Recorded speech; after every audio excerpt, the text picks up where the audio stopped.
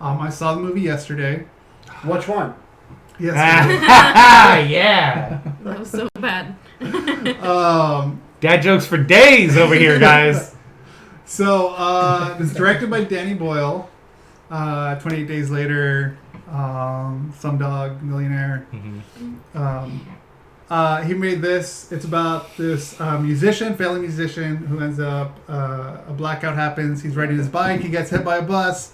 He's in a coma. He wakes up, and he's apparently the only one who knows who the Beatles are. So, he takes the music. Before you go too deep, Okay. I've had the movie.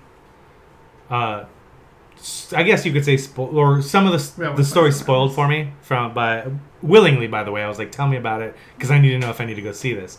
So, I guess tread lightly on the spoilers. Okay. Okay. Yeah, I wasn't gonna spoil Okay. it. All right. I know you weren't. I just wanted to make sure we throw that out there.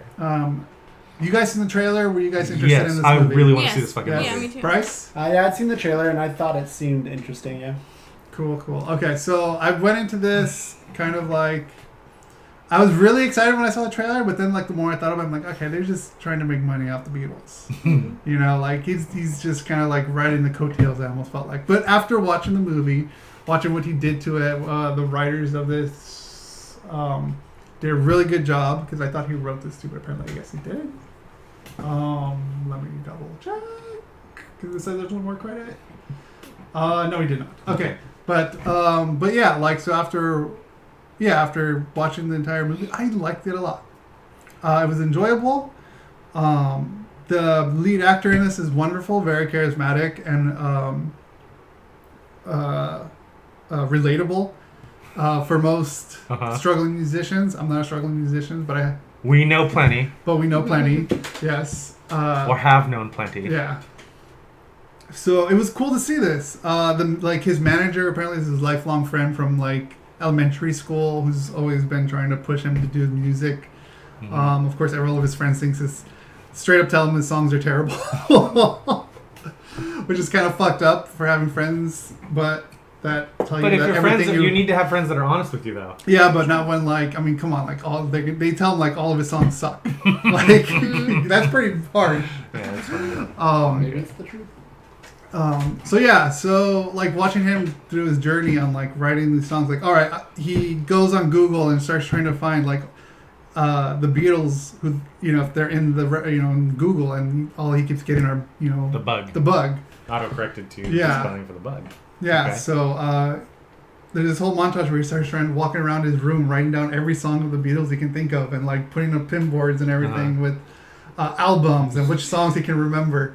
So he ends up making his own EP with a few of the Beatles songs, and going out on tour, but nobody's listening to him until, of course, finally he gets heard, and then slowly starts becoming a thing. And Ed Sheeran is in this. Oh, cool. Love him. Yeah. He was in the trailer, so it's not really a spoiler at all. But like he kind of ends up finding his music and becoming his fan.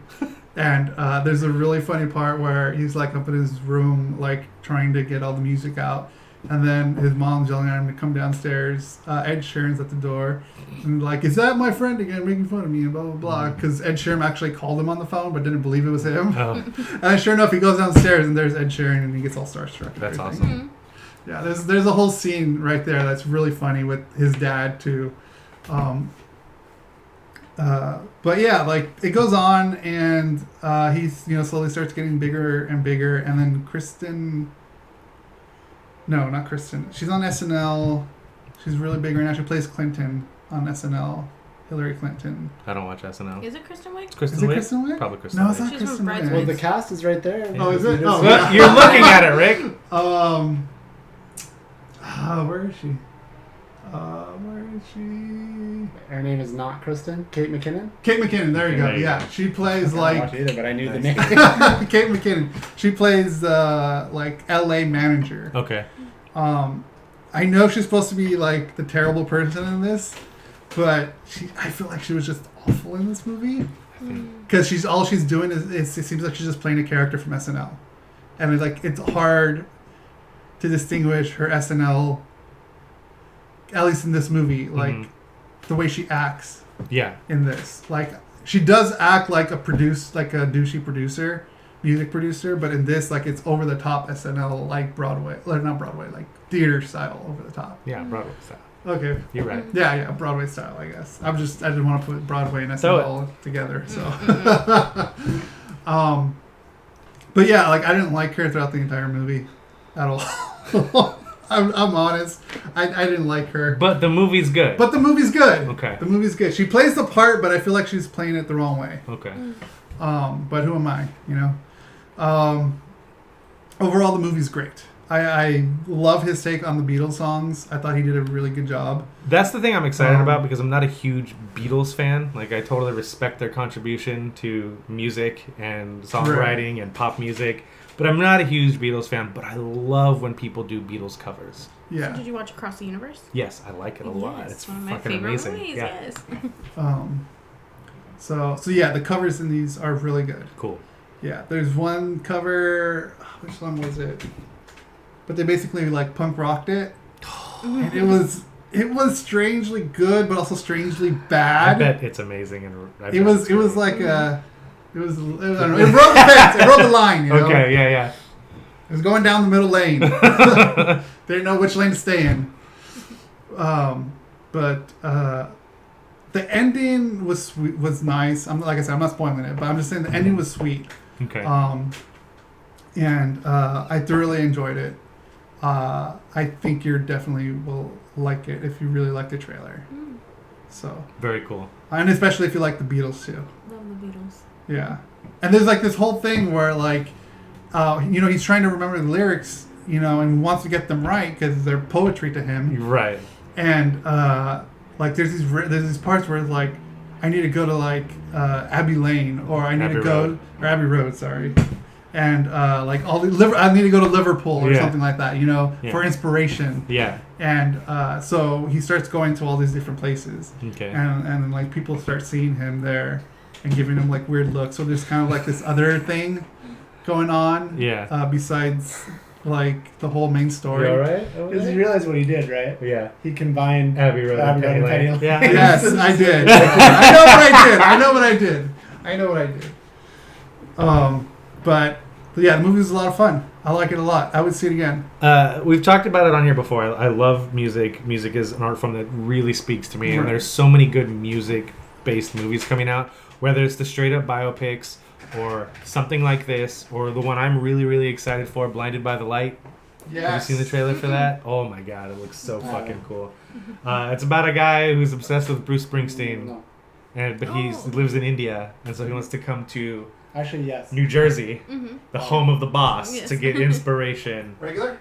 Oh, that sounds so cool. Yeah, it seems really, really fucking cool, and like, I haven't got to see Rocket Man yet, but I really need to see that. So good. Why? I feel like that movie. Why is it not getting much hype? Like I feel like Bohemian Rhapsody, like everyone was hyped about, and I feel like Rocket Man came and went. And I feel the same way. Dare I say, I think Rocket Man was better. Yeah. And I'm a big fan of both. Yeah, exactly. So I really want to see it. And the fact that he's doing all the singing, like, it's already... to me, I'm sorry, but that already makes it a better movie. Yeah. Well, have you guys seen the movie Sing? It's an animated... No. No, I know Okay, it is, though. well, Taron Egerton, is that his name? He plays the singing gorilla, and in the end, sorry, spoilers, whatever, he sings I'm Still Standing by Elton John. Oh, okay. So, and he kills it. It's amazing. So you're expecting that to happen, because you know it's going to be in the movie. Right. It's gotta be. It's one of the greatest hits of all time. Anyways, but he totally switches it around on you, and it's so beautiful and amazing and meaningful. So I suggest it to everyone. I need to see it. Yes. Because I really loved Bohemian Rhapsody. And I love Elton John, so I'm really excited to see it.